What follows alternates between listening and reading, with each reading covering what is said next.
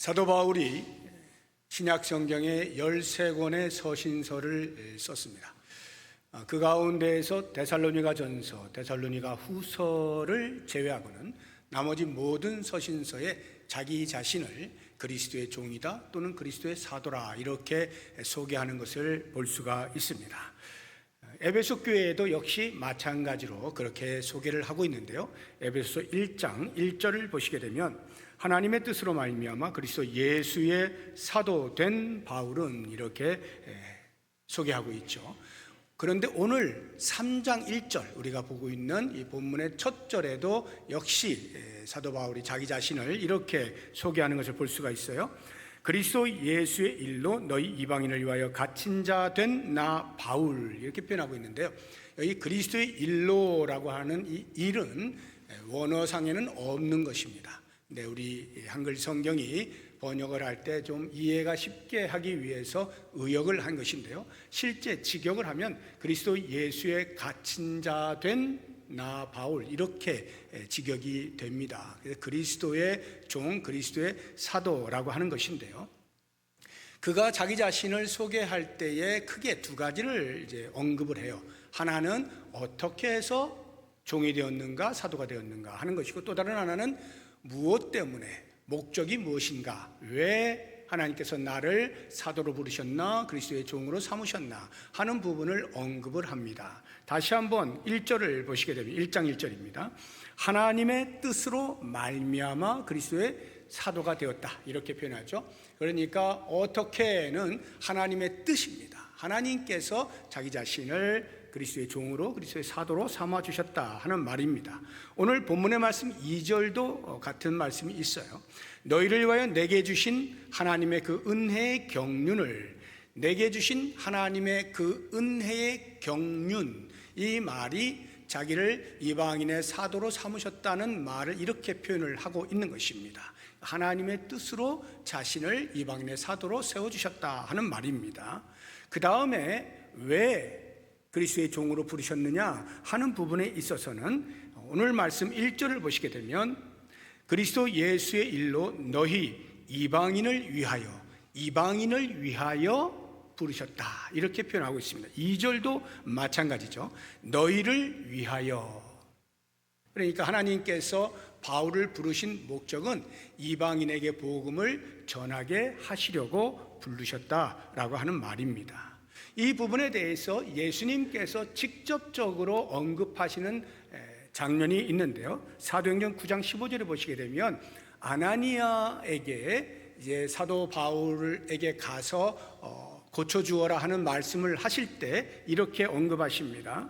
가라, 이 사람은 내 이름을 이방인과 임금들과 이스라엘 자손들에게 전하기 위하여 택한 나의 그릇이라. 이방인을 위해 택한 그릇이라고 분명하게 예수님께서 말씀을 하시는 거예요. 이 부분에 대하여 사도 바울 자신이 인지를 정확하게 하고 있습니다. 갈라디아서 2장 8절 보시면 베드로에게 역사하사 그를 할례자의 사도로 삼으신 이가 또한 내게 역사하사, 바울이 이야기하는 거예요. 나를 이방인의 사도로 삼으셨느니라. 분명하게 알고 있습니다. 이렇게 부르신 목적을 아는 것을 가리켜서 우리는 소명의식이라고 합니다. 부르신 목적을 인지하는 것, 이게 소명의식인데요. 사도 바울은 누구보다도 소명의식이 뚜렷했던 사람이에요. 그래서 그 소명의식이 뚜렷한 바울에게서 나타난 특징들을 몇 가지 보면서 우리에게 스스로 도전을 하면 좋겠는데, 그 첫 번째가 No turning back이에요. 뒤로 돌아서지 않습니다. 뒤로 물러서지 않습니다. 오직 앞을 향하여 달려나가는, 소명의식이 분명할 때 뒤를 돌아보지 않는 특징이 있어요. 빌립보서 3장 13절과 14절에서 바울은 이렇게 고백합니다. 형제들아, 나는 아직 내가 잡은 줄로 여기지 아니하고 오직 한 일, one thing, 즉 뒤에 있는 것은 잊어버리고 앞에 있는 것을 잡으려고 표대를 향하여 그리스도 예수 안에서 하나님이 위에서 부르신 부름의 상을 위하여 달려가노라. 뒤에 있는 것은 잊어버리고 앞에 있는 것을 잡으려고 표대를 향해서 달려간다는 것인데, 뒤에 있는 것을 왜 잊어버리는가? 잘 달리려고, 사도 바울에게 있어서의 뒤는 크게 두 기간이 있습니다. 하나는 예수 믿기 이전의 기간이 있고요, 또 다른 하나는 예수 믿은 이후의 기간이 있어요. 예수 믿기 이전의 사도 바울의 삶은요, 예수 믿는 사람들을 잡으러 돌아다녔던 사람입니다. 그러니까 그때를 만약 기억하고 있다면 그는 자책감에 시달려서 사명을 감당할 수가 없었을 것이에요. 나 같은 사람이 어떻게 이 거룩한 일을 할 수가 있단 말이야, 내가 어떤 사람이었는데 하고 스스로 자괴감에 빠져서 도저히 앞으로 나갈 수 없었을 거예요. 그래서 뒤에 있는 것을 잊어버립니다. 예수 믿은 이유는 어떻습니까? 바울의 예수 믿은 이후의 삶은요, 180도 달라지죠. 몸이 부서져도 계속해서 복음을 전하는 것입니다. 그러다 보면 자기도 모르는 사이에 교만이 들어올 수가 있죠. 나만큼 이렇게 복음을 위해서 몸을 바치는 사람이 누가 있어? 라고 하는 교만이 들어오게 되어지면 더 이상 사명을 감당할 이유가 없어지게 되죠. 그러한 사실을 너무나 잘 알고 있었던 사도 바울은 뒤에 있는 것은 잊어버리는 겁니다. 자책도 하지 않습니다. 교만하지도 않습니다. 오직 그에게 남겨져 있는 그리스도의 고난, 복음을 전하는 일, 그것을 위해서 앞을 향하여 달려가는 일에 집중한다 하는 거예요. 뚜렷한 소명의식이 있을 때 가능한 태도죠. 두 번째는 장애물을 넘어간다 하는 것인데요, 1절 다시 한번 보시기 바랍니다. 거기 보시게 되면 너희 이방인을 위하여 갇힌 자 된 나 바울이라고 표현하잖아요. 갇혔다, 이제 감옥에 갇혔다는 말인데요, 바울이 1차, 2차, 3차 전도여행을 다 마치고 예루살렘으로 돌아옵니다. 유대인들이 눈이 씌어서 볼 수가 없어요. 음모를 꾸밉니다. 그래서 바울을 체포합니다. 로마 총독부가 있었던 가이사라로 데려갑니다. 그래서 거기에 감금되면서 여러 차례 재판을 받습니다. 견딜 수 없었던 사도 바울이 안 되겠다, 나 로마 시민권을 가지고 있는 사람인데 로마로 가서 재판받게 해줘. 상소를 해서 드디어 로마로 가게 됩니다. 물론 미결수로 가는 것이지만 역시 연금의 상태입니다. 이 상태를 가리켜서 갇혔다라고 지금 사도 바울이 표현하고 있는 것이고, 그 상태에서 에베소 교회 성도들에게 편지를 쓰고 있는 것입니다. 이렇게 물리적으로 육체가 제한을 받고 있는 상황 가운데에서 과연 복음을 전할 수 있느냐 할 때에 한편으로는 후회가 밀려올 수 있어요. 내가 이러려고 예수를 믿었나? 내가 지금 뭐 하고 있는 거지? 이런 후회감이 들 수도 있고요. 또 다른 한면으로는 지금 내가 갇혀 있는 상태인데 무슨 복음을 전한다 그래? 이런 상태에서 내가 뭘 할 수 있지? 주저할 수도 있어요. 머뭇거릴 수도 있어요. 또는 나 이러다가 혹시 죽는 거 아닐까? 두려움이 엄습할 수도 있습니다. 이런 모든 장애물로 인하여서 나타나는 감정적 변화들을 다 내려놓고 뛰어넘는 거예요. 그리고 어떠한 상황과 관계없이 복음을 전하는 일에 진력하고 있는 이 바울은 뚜렷한 소명의식이 없이는 할 수 없는 행동인 거죠.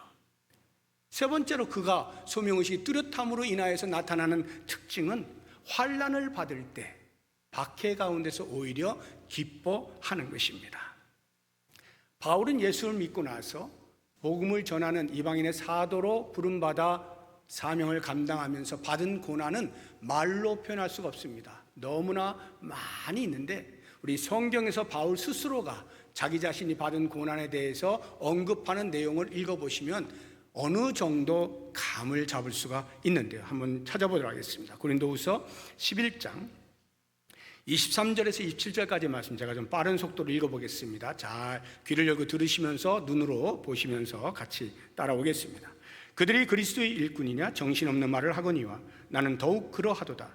내가 수고를 넘치도록 하고 옥에 갇히기도 더 많이 하고 매도 수없이 맞고 여러 번 죽을 뻔하였으니 유대인들에게 40에서 하나 감한매를 5번 맞았으며 3번 태장으로 맞고 1번 돌로 맞고 3번 파선하고 일주야를 깊은 바다에서 지냈으며 여러 번 여행하면서 강의 위험과 강도의 위험과 동족의 위험과 이방인의 위험과 신의 위험과 광야의 위험과 바다의 위험과 거짓 형제 중의 위험을 당하고 또 수고하며 애쓰고 여러 번 자지 못하고 줄이며 목마르고 여러 번 굶고 춥고 헐벗었노라. 지금 언급되어진 것 하나도 과장된 게 없다는 것을 제가 이번 선교 여행을 통해서 뼈저리게 느끼고 왔어요. 제가 이미 말씀드린 것처럼 그리스에서 일주일을 지낼 때 사도 바울이 전도했던 그 루트를 따라서 제가 역으로 이렇게, 바울은 빌립보에서부터 밑으로 내려오면서 복음을 전했는데 2차 전도 여행 때 저는 밑에서 위로 이렇게 올라가면서 쭉 살피면서 느낀 한 가지는, 하루에 몇백 킬로씩 달려서 며칠을 거쳐서 그 루트를 제가 갔는데 도대체 바울은 어떻게 그 당시에 걸어서 복음을 전하는 이 험난한 길을 갔을까? 이 생각 하나에 다른 생각을 할 수가 없더라고요. 지금처럼 뭐 도로가 잘난 것도 아니고 험한 산과 들을 건너고 강을 건너고 때로는 강도를 만나기도 하고 반대되어지는 그런 사람들을 만나기도 하고 숱한 그러한 역경들 다 겪어가면서 하루하루 터벅터벅 발길 닿는 데에서 멈춰 복음을 전하고 잠시 숙식을 하고 또 다시 일어나서 또 걸어서 또 복음을 전하고, 그렇게 몇 달, 1년, 2년을 계속 복음을 전하는 그 일을 했다라고 생각을 하니까 도무지 상상이 안 되는 거예요. 어떻게 할 수 있었을까? 소명의식, 이것이 바울로 그와 같은 삶을 살 수 있게 만들었다 하는 것입니다. 바울은요, 고난을 당할 때요, 아이고 힘들어, 아이고 힘들어. 물론 육체적으로 힘이 안 들 리가 만무하죠. 힘들죠. 그런데 오히려 그렇게 고난을 당할 때 고난 받는 것으로 합당하게 여겨주시는 주님께 오히려 감사하는 거예요. 마치 부활의 주님을 만난 이후에 예수님의 제자들, 사도들이 부활의 주님을 증거할 때 그러했던 것과 똑같은 모습입니다. 사도행전 5장을 보시게 되면 41절에 사도들의 모습을 볼 수가 있는데, 사도들은 그 이름을 위하여, 예수의 이름을 위하여 능력받는 일에 합당한 자로 여기심을 기뻐하면서. 무슨 말일까요? 고난받는 것, 예수의 이름 때문에 고난받는 것을 마치 훈장으로 생각했다는 거예요. 아무나 할 수 없는 거야. 하나님께서 허락해 주시니까 내가 주의 이름을 위하여 고난을 받는 거지 하면서 기뻐하는 거예요. 사도 바울이 그렇게 살았다는 거예요. 그래서 바울이 감옥에 갇혀 있으니 성도들이 얼마나 걱정하겠어요? 얼마나 낙심이 되겠어요? 이제 복음은 누가 전하나? 이렇게 낙심하고 있는 그들에게 바울이 걱정하지 마, 낙심하지 마, 오히려 위로하는 모습이 3장 13절에 나옵니다. 한번 보시겠습니다. 그러므로 너희에게 구하노니 너희를 위한 나의 여러 환난에 대하여 낙심하지 말아라. 그냥 하는 말이 아니에요. 이유가 있어요. 그 뒤에 보면 이는 너희의 영광이니라. 무슨 말이에요? 바울이 복음을 전하다가 고난을 받게 된다 할지라도 그 일로 인하여 누군가에게 복음이 증거되어질 때에 그 복음을 듣고 구원 얻는 역사가 있지 않느냐. 너희들이 그러한 사람들 아니더냐.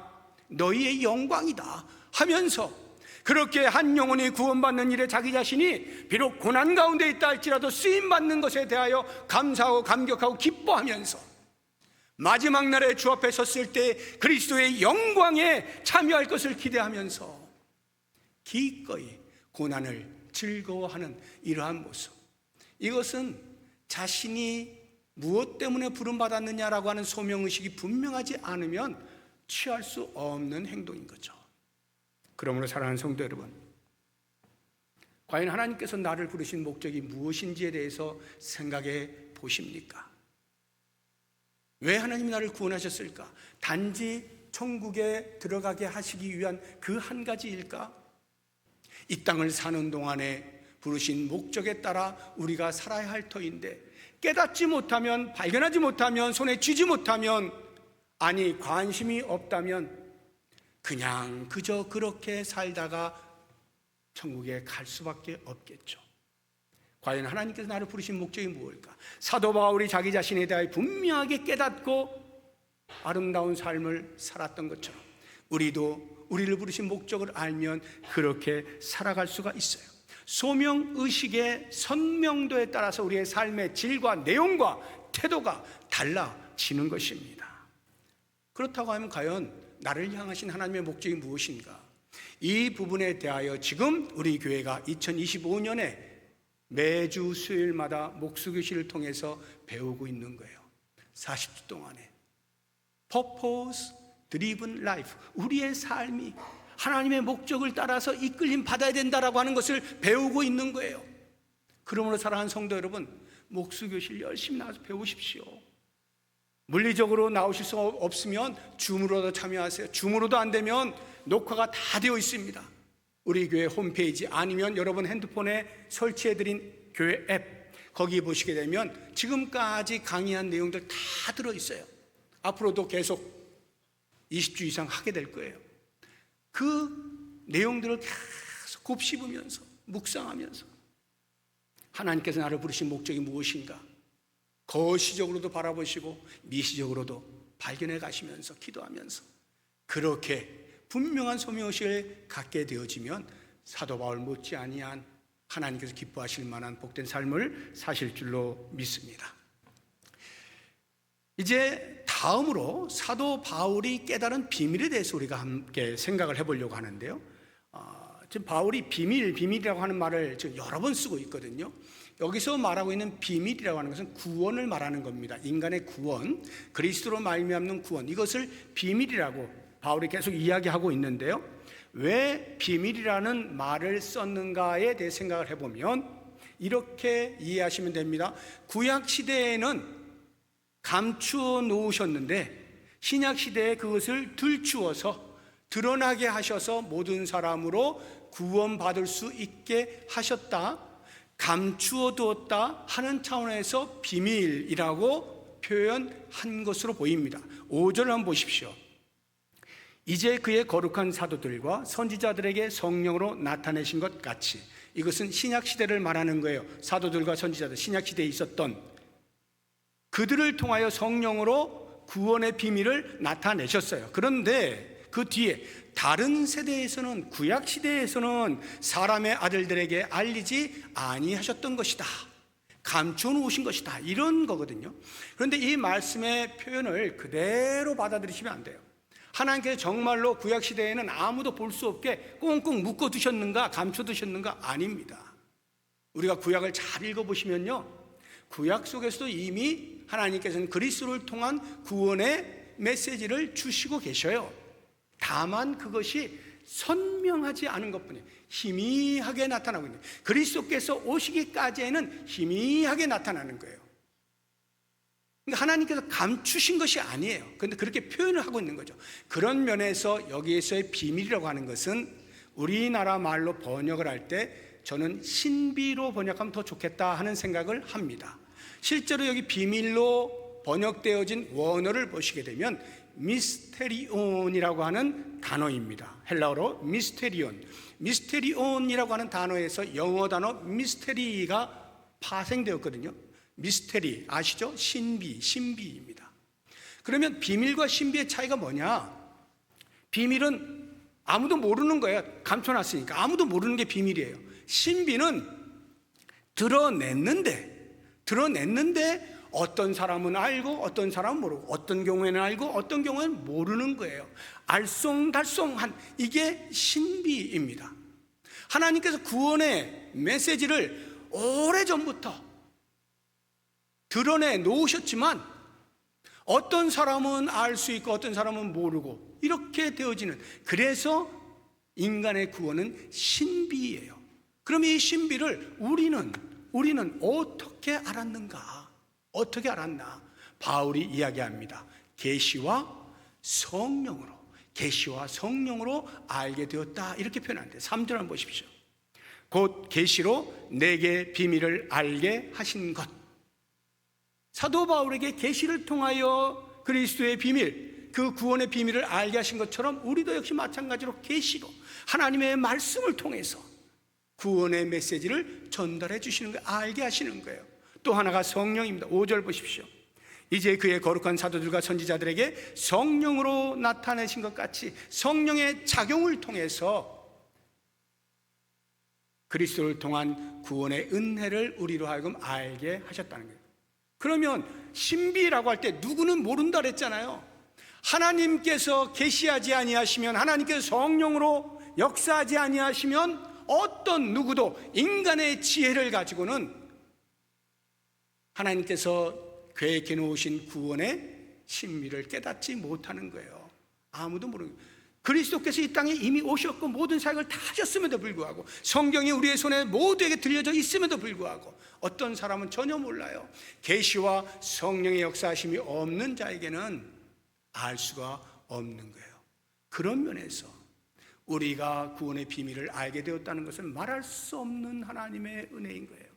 하나님께서 우리를 사랑하셔서 하나님의 작정하심을 따라 우리를 불러주신, 계시와 성령을 통하여 우리에게 구원의 은혜를 베푸신 것, 얼마나 감사한가 생각을 해야 합니다. 이와 같은 구원의 비밀을 사도 바울이 깨닫게 되었을 때 바울은 혼자 간직하고 있지 않았어요. 그것을 나누기 시작합니다. 3절 다시 한번 보시기 바랍니다. 곧 계시로 내게 비밀을 알게 하신 것은 그 다음 내가 먼저 간단히 기록함과 같으니. 이미 기록을 해놓았어요. 어디에? 에베소 1장 2장 보시면 계속해서 그리스도를 통한 구원의 은혜들을 쭉 서술해 놓고 있지 않습니까? 바울은 자기가 알고 있는 그 비밀을 아무도 모르게 혼자만 간직하고 있지 않아요. 모든 사람과 공유하는 거예요. 에베소 교회 성도들에게 편지만 썼습니까? 직접 자기의 발길 닿는 곳곳마다 가면서 복음을 전하잖아요. 그 비밀을 공유하는 것입니다. 그렇다고 하면 이 비밀, 그리스도로 말미암은 구원이라고 하는 이 비밀의 핵심이 무엇일까? 핵심은 예수 그리스도죠. 예수 그리스도입니다. 4절 보십시오. 그것을 읽으면 내가 그리스도의 비밀을 깨달은 것을 너희가 알 수 있으리라. 비밀이라고 하는 것이 그리스도의 비밀이에요. 예수 그리스도가 핵심이에요. 우리가 그리스도의 비밀이라고 하는 표현을 쓸 때, 의라고 하는 조사는 소유격을 나타내는 조사예요. 이 소유격을 나타내는 두 가지 큰 의미가 있는데, 하나는 소유를 나타내는 소유격이 있고 또 다른 하나는 동격을 나타내는 소유격이 있어요. 그리스도의 비밀이라 할 때 소유의 소유격으로 이해를 하면 비밀이 그리스도께 속하였다, 이런 말이에요. 이 비밀이 그리스도께 속하였다, 그리스도를 빼고는 비밀을 말할 수 없다. 다시 말하면 그리스도께서 비밀의 원천이 되신다. 우리 인간의 구원의 원천은 예수 그리스도시다, 이렇게 말하고 있는 거예요. 동격으로 이해하게 되어지면 그리스도께서 곧 비밀이시다, 이 말이에요. 그리스도가 비밀이시다. 이 표현은 사도 바울이 골로새 교회 성도들에게 편지한 내용 속에서 우리에게 몇 번이나 반복하여서 들려주고 있어요. 우리 골로새서 1장 27절 보시게 되면 노란색을 한번 보십시오. 이 비밀은 너희 안에 계신 그리스도시니. 비밀이 곧 그리스도시다, 이렇게 표현하고 있잖아요. 2장 2절 한번 보십시오. 하나님의 비밀인 그리스도를 깨닫게 하려 함이니. 하나님의 비밀 곧 그리스도, 이렇게 표현을 하고 있는 것입니다. 이 말은 뭐냐면, 비밀이 그리스도께 속했다라고 하는 것은 그리스도께서 비밀의 원천이 되신다는 것이고, 그리스도가 곧 비밀이시라는 말은 그 비밀의 내용이 되신다는 거예요. 예수님이 비밀의 내용이 되신다. 예수님과 관련되어진 모든 사건들을 한번 생각해 보세요.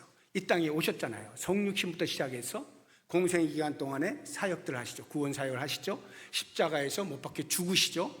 3일 만에 부활하십니다. 하늘에 승천하십니다. 이러한 모든 사역들, 마지막에 아직 성취되지 아니하였지만 마지막 남은 약속, 마지막 퍼즐, 예수님의 재림, 역시 이 모든 예수님과 관련되어진 사건들은 전부 다 우리의 구원과 관계가 있는 거예요. 왜 예수님이 오셨나? 왜 예수님이 공생의 사역을 하셨나? 왜 예수님이 십자가에 죽으셨나? 왜 부활하셨나? 왜 승천하셨나? 왜 다시 오실 것인가? 이 모든 것이 우리의 구원과 관련되어 있어요. 아직 성취되지 아니한 그리스도의 다시 오심, 우리의 구원의 완성을 위하여 반드시 약속을 성취하실 거예요. 이것이 바로 그리스도의 비밀, 그리스도가 곧 비밀이시다라고 하는 말의 의미입니다.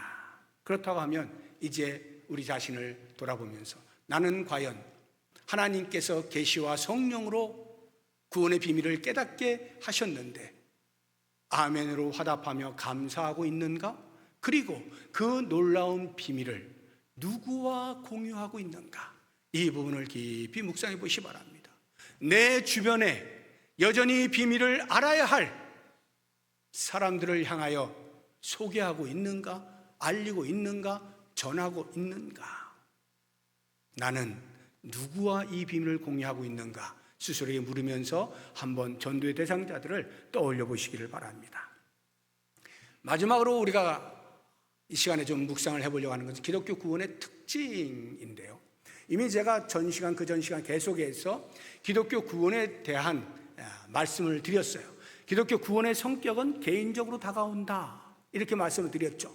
그래서 구원의 방식이 개인적으로 다가온다, 절대로 공동체적으로 다 함께 여러 사람이 같이 구원받고 하는 일은 없다, 각각이 예수 그리스도를 고백할 때 구원이 일어난다라고 말씀을 드렸어요. 이것이 기독교 구원의 개인성이에요.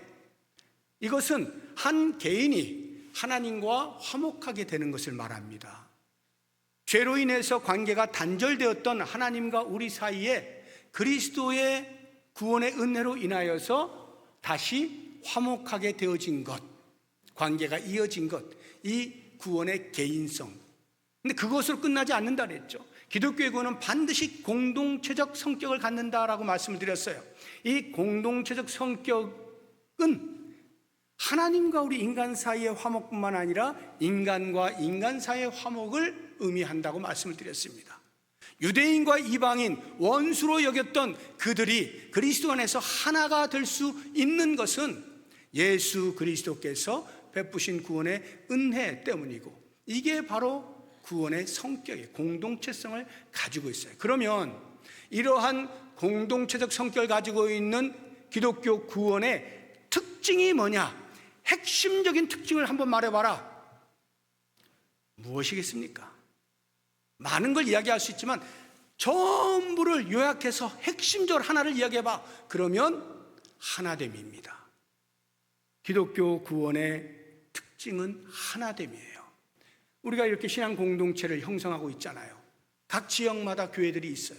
그 지역 교회를 섬기고 있는 성도들, 구성하고 있는 성도들이 그리스도 안에서 하나 되는 것, 이게 특징이라고요. 그러면 하나됨이 없으면 기독교의 구원의 특징을 드러내지 못하는 거예요. 병든 교회다 이 말이에요. 병든 신앙 공동체예요. 건강한 신앙 공동체는 하나됨을 선명하게 드러내는 것입니다. 이 부분을 6절에서 우리에게 말해주고 있어요. 한번 보십시오. 이는 이방인들이 복음으로 말미암아 그리스도 예수 안에서 함께 상속자가 되고, 여기 함께는 유대인과 함께를 말하는 거예요. 이방인들과 유대인들은 그 당시에 서로 얼굴도 보지 않는 관계였는데 그리스도로 인하여서 이방인들이 이제는 유대인과 함께 상속자가 되고 함께 지체가 되고 함께 약속에 참여한 자가 되었다고 이야기합니다. 함께 상속자가 되었다는 말은 천국에 다 함께 들어간다, 너도 나도 예외 없이 들어갈 수 있다, 그리스도 안에 있으면, 이 말이에요.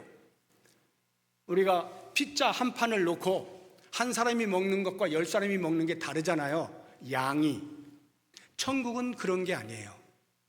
천국은 몇 사람이 들어가면 더 많이 누리고 많은 사람이 들어가면 덜 누리고, 그게 아닙니다. 공동상속자, 얼마든지 천국의 삶을 누릴 수 있어요. 몇 사람이든 상관이 없어요.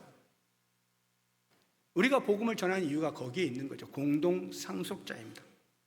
두 번째가 함께 지체가 됨이잖아요. 함께 지체가 된다. 한 몸이라는 것이거든요. 한 몸. 교회 공동체는요, 취미 비슷한 사람끼리 모이는 게 아니에요. 성격 비슷한 사람끼리 모이는 거 아닙니다. 정치 이데올로기 비슷한 사람, 성향 비슷한 사람 모여가지고, 그거 아니에요. 교회는요, 오직 그리스도를 향한 믿음의 고백을 통해서 모이는 겁니다. 그래서 그리스도의 몸에 각 지체가 붙어서 서로 연결하면서 건강한 몸을 세워가는 거예요. 만약에 비슷한 사람들끼리 모인다라고 가정을 해보세요. 그러면 마치 이런 것과 비슷한 거예요. 이 몸에 손만 많이 있는 거예요. 손만 많이 있어요. 이 몸에 눈만 많이 있는 거예요.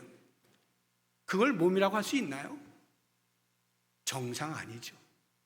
교회가 만약에 비슷한 사람들끼리만 모여 있으면요, 그거 정상 아닙니다. 모든 게 다른데도 불구하고 그리스도로 인하여서 한 믿음을 고백하면서 한 하나님을 섬길 수 있는 이것이 비밀이에요. 놀라운 거예요. 이 하나됨, 이게 기독교 구원의 특징이라고요. 그리고 함께 약속에 참여하는 자가 된다. 약속의 공동 참여자, 이게 무슨 말이냐면 하나님께서 아브라함을 부르시잖아요. 그리고는 구원의 은혜를 베푸시면서 그를 통하여 복이 흘러넘칠 것들을 이야기해 주시지 않습니까? 언약을 맺으신단 말이죠. 그런데 이 언약, 약속, 아브라함에게 약속하신 그 복들, 이런 것들이 혈통적 아브라함의 자손에게 주어지는 것이 아니고 영적 아브라함의 자손, 다시 말하면 예수 그리스도로 말미암아 새롭게 출현한 예수 공동체 안에 들어와 있는 영적 아브라함의 자손들, 우리들에게 아브라함에게 약속하신 그 복들이 그대로 흘러넘친다는 거예요. 모든 사람이 다 그 복을 누릴 수 있다는 거예요. 한마디로 이야기해서 이 6절의 내용은 그리스도 안에 있는 사람은 어느 누구를 막론하고 신분과 권리에 있어서 동등하다, 차별이 없다는 것을 이야기해 주고 있는 것입니다.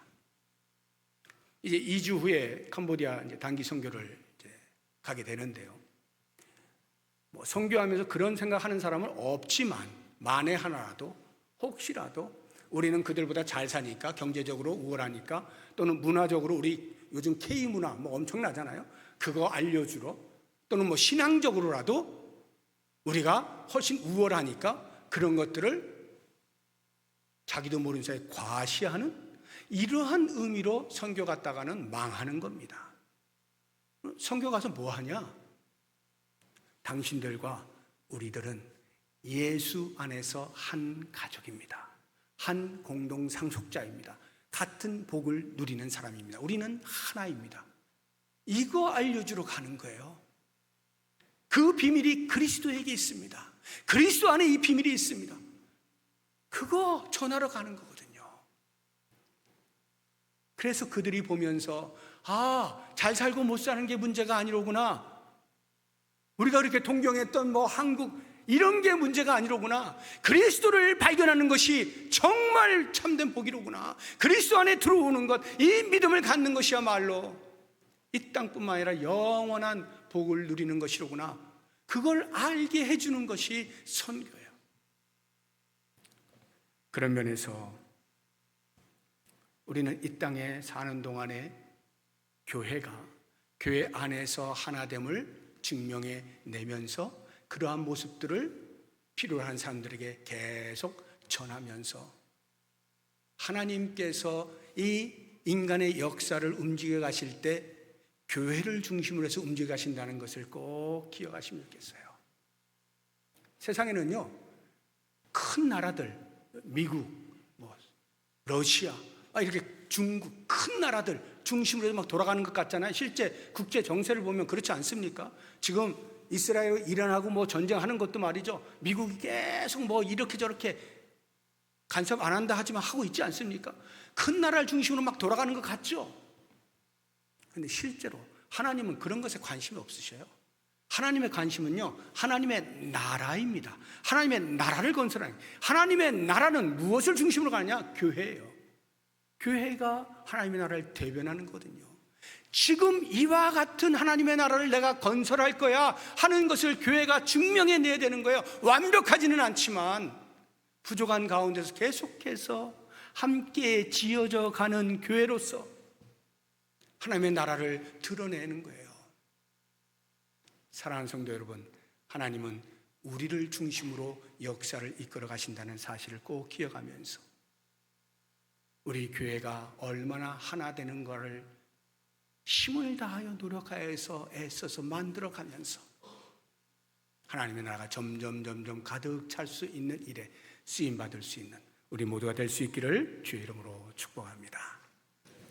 같이 기도할 때요, 제가 몇 가지 기도 제목을 드릴 텐데 오늘 말씀을 묵상하시면서 먼저 하나님께서 나를 구원하신 목적을 발견하고 그 목적에 따라 살아갈 수 있게 해주십시오. 기도하면 좋겠어요. 뒤를 돌아보지 않겠습니다. 뒤로 물러서지 않겠습니다. 어떤 장애물도 넘어가겠습니다. 고난 중에 오히려 기뻐하겠습니다. 주여, 그리스도의 영광에 참여하게 하옵소서. 이렇게 기도하시고요. 두 번째로, 그리스도 안에 있는 구원의 비밀을 전하는 삶을 살게 해주십시오. 기도하면 좋겠습니다. 성령을 통해 복음을 듣고 깨닫게 해주셔서 감사합니다. 이 비밀을 혼자 간직하지 않고 나누겠습니다. 알리겠습니다. 저를 사용하여 주옵소서. 기도하시고요. 마지막 세 번째로, 신앙 공동체 안에서 성령이 하나 되게 하신 것을 힘써 지키게 하옵소서. 기도하면 좋겠습니다. 우리는 그리스도 안에서 가족입니다. 한 몸입니다. 함께 지어져가는 성전입니다. 서로 귀하게 여기며 풍성한 사랑을 나눌 수 있게 해주십시오. 함께 이와 같은 기도 제목으로 통성으로 기도하겠습니다. 하나님 아버지, 죄악 가운데 있던 우리를 부르셨습니다. 어둠에서 빛의 나라로 부르셨습니다. 죽었던 우리를 다시 살리셨습니다. 주님, 나를 다시 살리신 목적을 알게 하여 주시길 원합니다. 나를 구원해 주신 목적이 무엇인지 깨닫게 하여 주시길 원합니다. 그래서 그 목적을 따라 살아갈 수 있도록 도와주시기 원합니다. 이와 같은 소명의식에 분명할 때 우리가 뒤를 돌아보지 아니하고 자책에 빠지거나 교만하지 아니하며 오직 앞을 향하여 달려나가고 표대를 붙잡을 때까지 쉼없이 달려갈 수 있도록 하시되, 우리 앞에 놓여져 있는 어떠한 장애물들도 기꺼이 넘어가게 하시고, 때로 당하는 고난과 환난이 있다 할지라도 그와 같은 일을 받을 수 있도록 허락하신 하나님께 오히려 감사하면서 넉넉히 믿음으로 잘 견뎌내게 하여 주시고, 마침내 그리스도의 영광에 동참할 소망 가운데에서 복음사에게 쓰여질 수 있도록 인도하여 주시기를 원합니다. 아버지,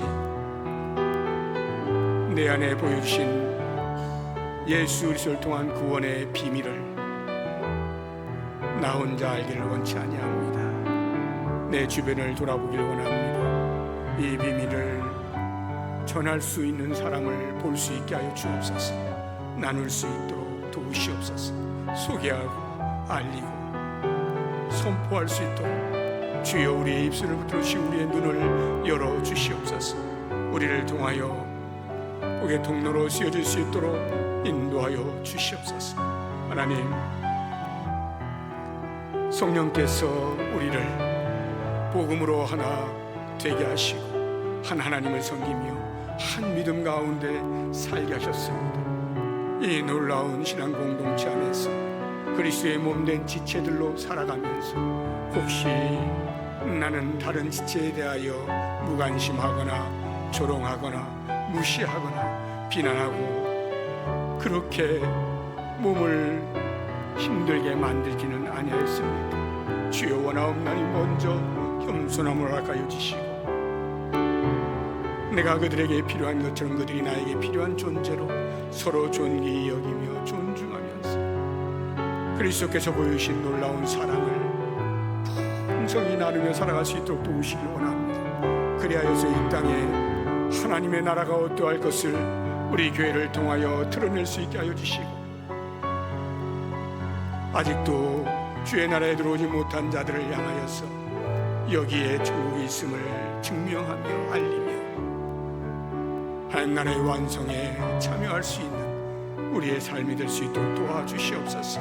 우리 부평동북교회가 그러한 교회로 거듭나고 계속해서 거듭날 수 있도록 축복하여 주시옵소서. 예수님의 이름으로 기도드립니다. 아멘. 하나님 아버지, 감사합니다. 우리의 마음에 그리스도의 비밀을 심어주시고 계시와 성령을 통하여 깨닫게 하시며 비밀의 은혜, 구원의 은혜를 누릴 수 있게 해주신 것 감사합니다.